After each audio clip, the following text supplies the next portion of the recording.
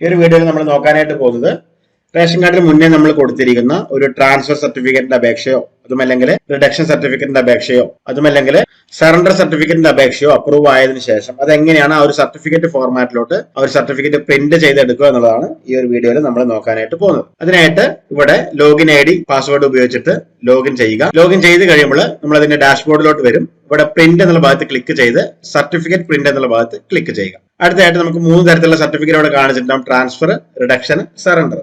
അതിലേതാണോ വേണ്ടത്, ട്രാൻസ്ഫർ ആണെങ്കിൽ transfer certificate select ചെയ്ത് കൊടുക്കുക. അതിനുശേഷം ആപ്ലിക്കേഷൻ നമ്പർ എന്നുള്ള ഭാഗത്ത് ആ ഒരു അപേക്ഷയ്ക്കുള്ള നമ്പർ എത്രയാണോ അത് ഇവിടെ എൻ്റർ ചെയ്ത് കൊടുക്കുക. അതിനുശേഷം പ്രിന്റ് എന്നുള്ള ഭാഗത്ത് ക്ലിക്ക് ചെയ്യുക. അപ്പൊ നമ്മളോട് ഇവിടെ ആയിട്ട് ഈ ഒരു ട്രാൻസ്ഫർ സർട്ടിഫിക്കറ്റ് ലിങ്ക് ആയിരിക്കുന്ന റേഷൻ കാർഡ് നമ്പർ എൻ്റർ ചെയ്ത് കൊടുക്കാനായിട്ട് ആവശ്യപ്പെടും. സോ അവർ മുന്നേ ഉണ്ടായിരുന്ന റേഷൻ കാർഡ് നമ്പർ ഏതാണോ അത് കൃത്യമായിട്ട് ഇവിടെ രേഖപ്പെടുത്തി ഓക്കെ ഭാഗത്ത് ക്ലിക്ക് ചെയ്യുക. ഓക്കെ ഭാഗത്ത് ക്ലിക്ക് ചെയ്യുമ്പോൾ നമുക്കിവിടെ ട്രാൻസ്ഫർ സർട്ടിഫിക്കറ്റ് പ്രിന്റ് എടുക്കാവുന്ന ഫോർമാറ്റോട്ട് മാറിയിട്ടുണ്ടാവും.